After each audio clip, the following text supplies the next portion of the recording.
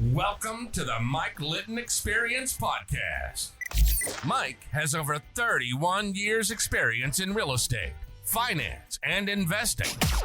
He's passionate about being a father, a teacher, a realtor, an investor, and a leader. Everyone has a story, and our passion is to help them tell it. And now, introducing the host of the Mike Litton Experience, Mike Litton. So what can you expect from the Mike Litton Experience? You can expect stories that will inspire, motivate, advice that will sharpen your focus, and expert information on real estate, finance, and market conditions. And basically, it was a school for Black Catholics to actually get a good education and the religion and things like that. It was a good school. Mm-hmm. But then it had a little church built on top, so it fulfilled the legal requirements, and the Kentucky legislature couldn't do anything about that. Right. In 1954, it tried to continue, but they reintegrated everything into the other Catholic schools, and it worked well. So, yeah. But that's where I was sent for 6 years, and then to outside of Fort Knox for 6 years at St. Christopher's and Radcliffe. So I had military background at that point. I was able to help families understand things. And one of the cool things there was there were a lot of elderly that had retired near there because they had benefits at Fort Knox, but no family anywhere nearby. And we had a lot of young families whose parents and grandparents were far away, maybe even on other continents. I was able to connect some of them. So they had foster grandparents. And I never thought I had that skill, but God came through. This is the best way it happened. And then after there, I was sent to, again, 3 more years in the military, starting out with Army War College at Harvard, and then payback duties in Iraq and in Frankfort, Kentucky, working with the state government.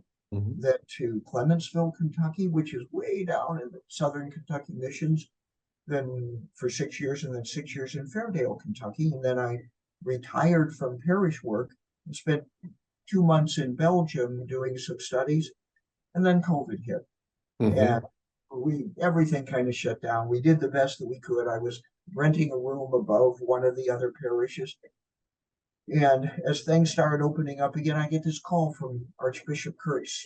It's Thursday evening. I got 5 minutes before I go in to do confirmation. I need you to take 3 parishes in 3 different counties in southern Kentucky, and there are extenuating circumstances. What's your answer? What do you say to an archbishop other than yes? You know? Right. Yeah. So how soon do you need me, sir? Right. Yeah. Exactly. Yeah. Salute and move on. I do what I got. And so I'm finishing up those 3 years now, and the archbishop is moving me back to retirement status. Yeah. Apparently, he thinks at 75, I just don't have what it takes anymore. But I think you do. I think you do. You're pretty spry for 75. Pretty spry for 75. Awesome. Well, what happened though is that last August 30th, I was out exercising on my bicycle up in Louisville, and I was hit by a pickup truck. Oh, no. So about 4 weeks later, I was released by the doctor, but the archdiocese kept me another 4 weeks, kind of convalescing, and been back since the end of October back here. Got 3 parishes in 3 different counties, and because there aren't many Catholics here, but they're good, and it's near Lake Cumberland, so it's a resort area in some parts, and then it's very rural in the others, and good people. So that whole area is where the book stories kind of come from. I didn't describe to you the experiences in the military, though. Are you back to riding your bike? Yes, sir. I'm not going to let someone else take it away from me just because he didn't stop at the stop sign. Yeah, good for you. I'm proud of you. Okay, so let's talk about the military, because I'm curious as to, number one, why did you decide to join the military? Or was it something that you were told to do? I wasn't quite well, yes and no. When you're dealing with church and military and everything like that, it goes both ways. When I was still a student over in Rome, every year we had to come home to the archdiocese and work during the summer in one parish or another. It was a good program. It's kind of on-the-job training. Helped us get used to living in a rectory, Sure. with phone calls at different times, what to do about them, how to take care of people. And it was very, very good. Yeah. My first year, I worked at the Little Sisters of the Poor in the western end of Louisville. I'd lived in the far northwest end called an area called Portland, where it was at the lower end of the falls of the Ohio. The Ohio River drops 18 feet through Yeah. a series of rapids. In very high water, steamboats could go over it. In normal times, they had to kind of unload all their cargo there in Portland, take it by streetcar up to downtown Louisville, reload it on other steamboats, and send it up all the way to Cincinnati and Pittsburgh and things like that. There you So go. Portland was there. The church there was named Notre Dame du Port, kind of old French things, but there weren't any French in our area, even though Louisville is named after King Louis XVI because he helped us in the Revolution. So the only place we got a statue of him with his head still on, and things like that. So he was a good guy. And one of the unfortunate things, he got caught by the French Revolution, wrong time, wrong place. But that first summer I worked there and would ride my bike to and from the Little Sisters of the Poor and got used to it. It's an old part of the city with brick streets and old kind of mooring gear from where the steamboats would land and stuff. Very interesting. Second summer, I was out in the far western edge of the archdiocese, where half the parish literally was in another diocese and that kind of thing. But it was an old parish, 1815, which is pretty old. I mean, we have parishes in our diocese go back to the 1700s, like 4 or 5 of them, which is older than just about anything except in Maryland and Pennsylvania. But we got real old ones. And that's one of the reasons why we were founded as a diocese. And I'll come back to that one. But in that summer out there, for the first 6 weeks, the pastor was gone. We had a visiting priest who had done all kinds of youth retreats and things and was helping out, kind of covering him for those 6 weeks. So I was there to run the parish business stuff, deposit the collections, visit the nursing homes, do all those kinds of things.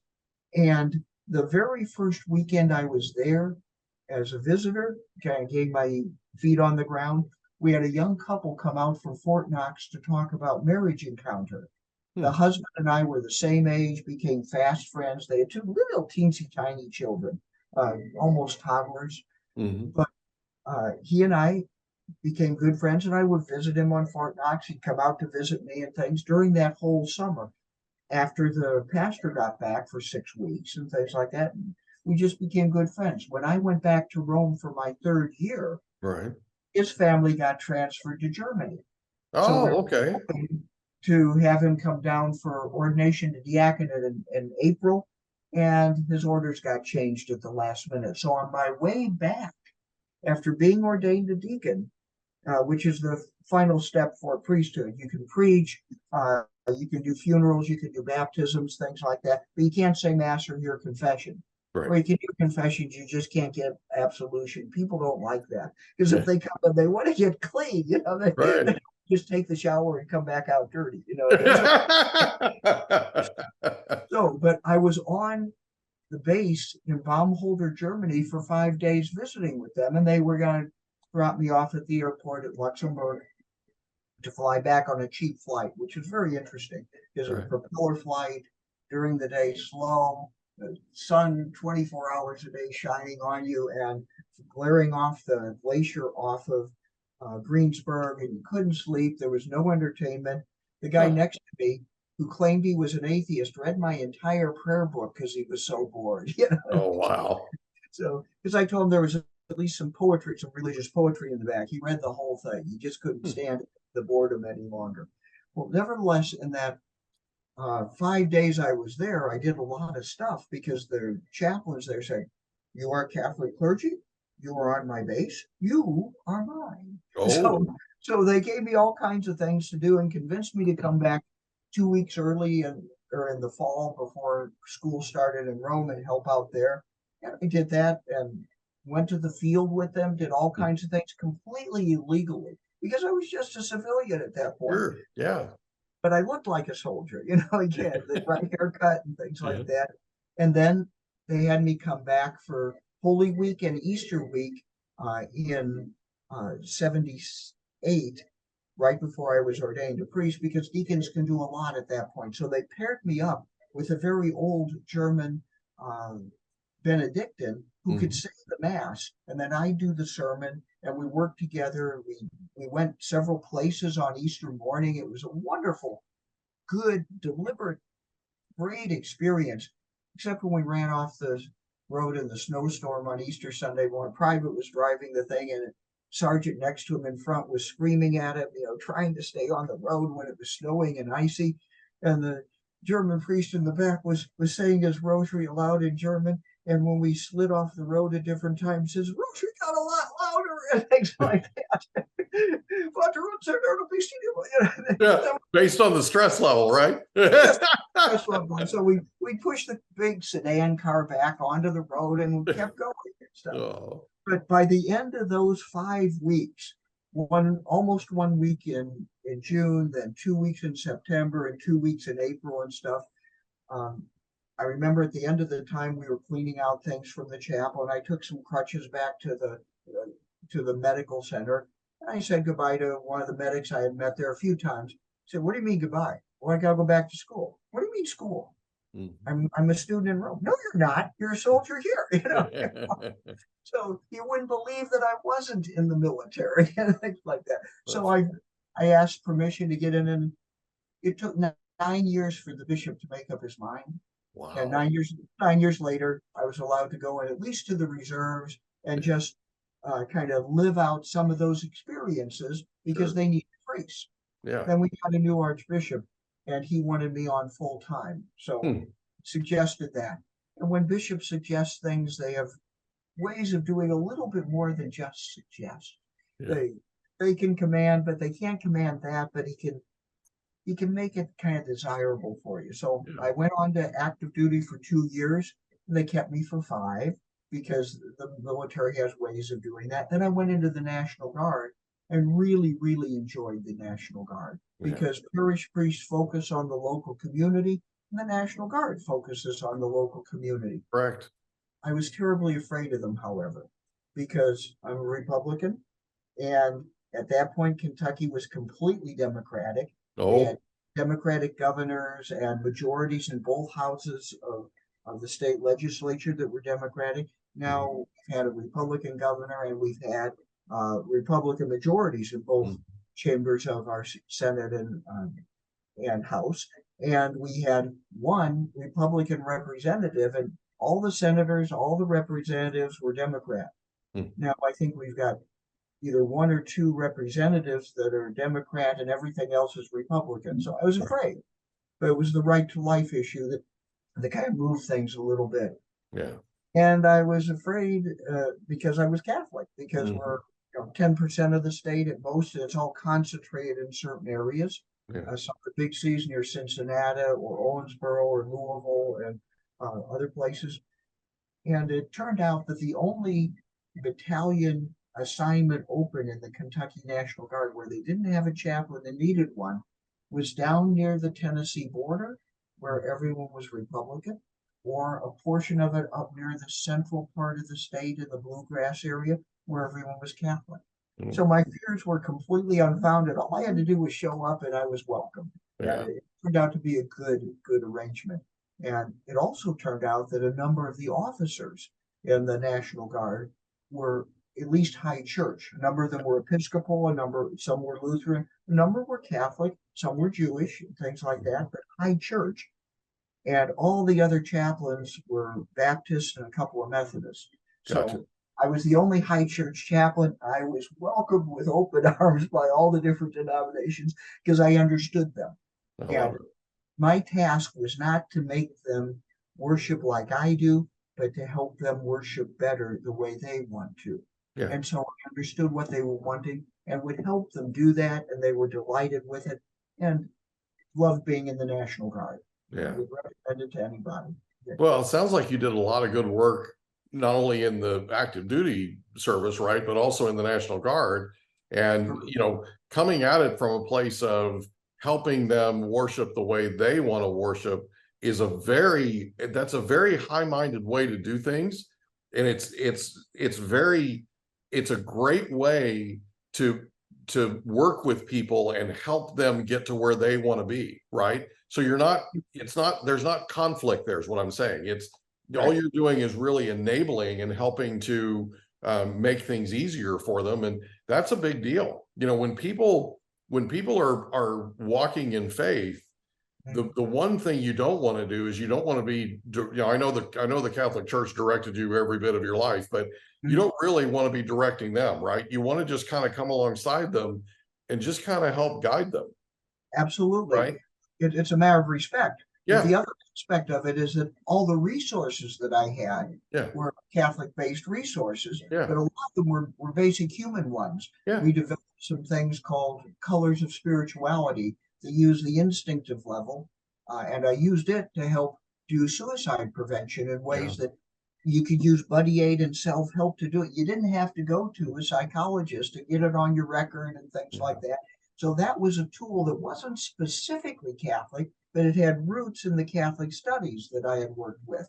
And so we were actually doing a podcast on that one and things like that. So I love it. It's very, very useful for anybody, but it had Catholic roots. So they could adapt it the way they wanted it. But I would use whatever resources I had. And of course, having studied internationally and been deployed both to like Korea and Germany, Holland, 4 times in Iraq, other parts of the Middle East, Ecuador for 6 months, things like that. I understood what they were coming into and coming from and to adapt things to the culture that they wanted without much trouble. A number of my other chaplains struggled with that a bit more because they just didn't have that background. So, and I think that's a big part of your success is that diversity that you experienced in your background, where you're able to come in and say, look, I experienced this in Iraq. I experienced this in Korea. I saw, you know, and I mean, there's, you know, they say there's no atheists in foxholes, right? But this is a thing where everybody has their own way of looking at this, from how they grew up, what they learned, that kind of thing. And I think the thing that makes you the most valuable in this is you're literally letting them be them, right?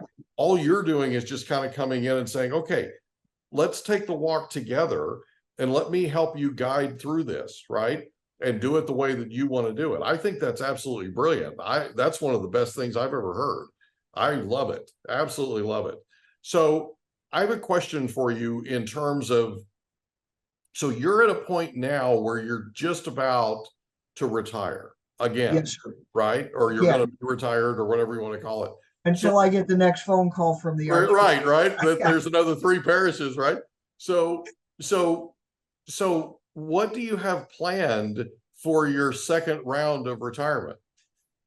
Well, I have been renting a room at one of the rectories that was empty, near where I was first assigned years ago.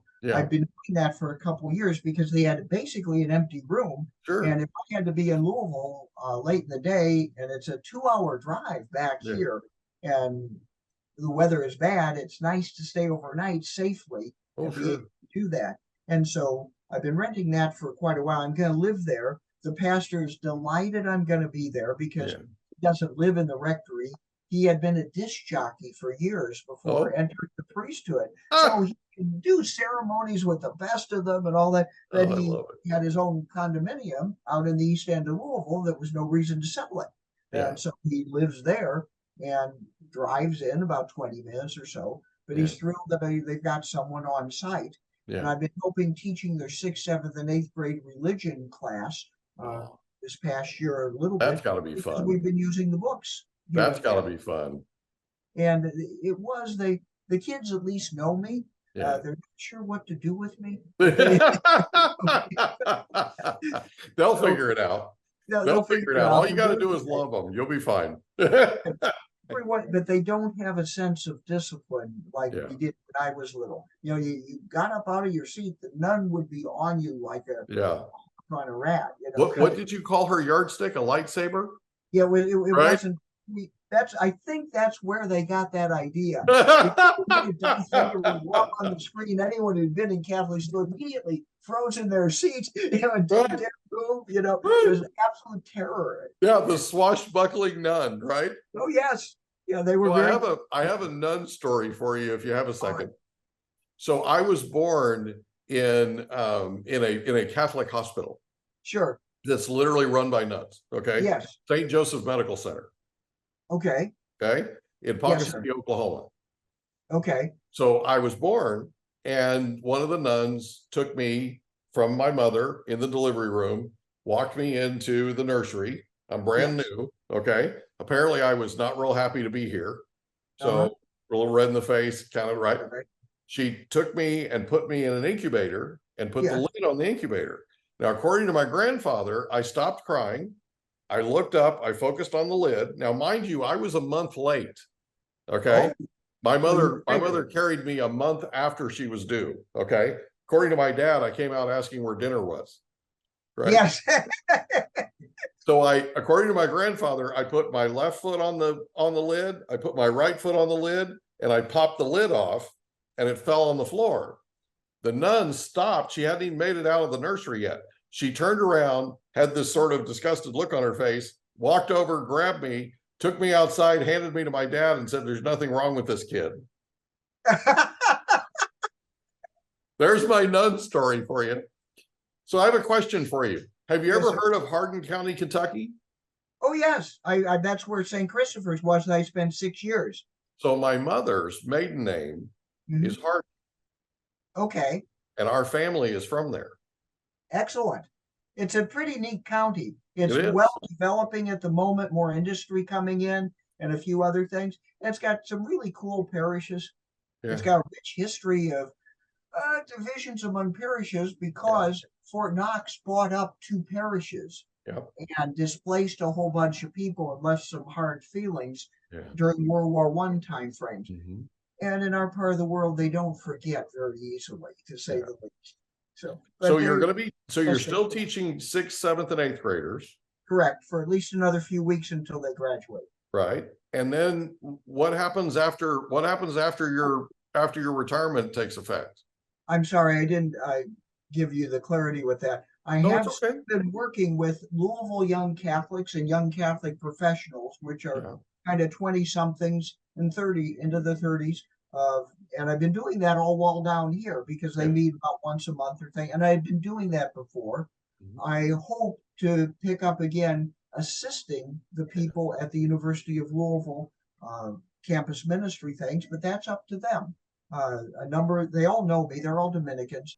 We hope you enjoyed another episode of the Mike Litton Experience. If you did, do us a favor, smash that subscribe button, tell your friends, family, and coworkers about our program, and wherever you get your podcasts, please leave us a rating. It helps us to connect with quality people just like you. And that's a wrap. Another episode of the Mike Litton Experience in the books. Reach out to Mike on Instagram at Litton Realty. Want to meet with Mike? Check out calendly.com/Rio760.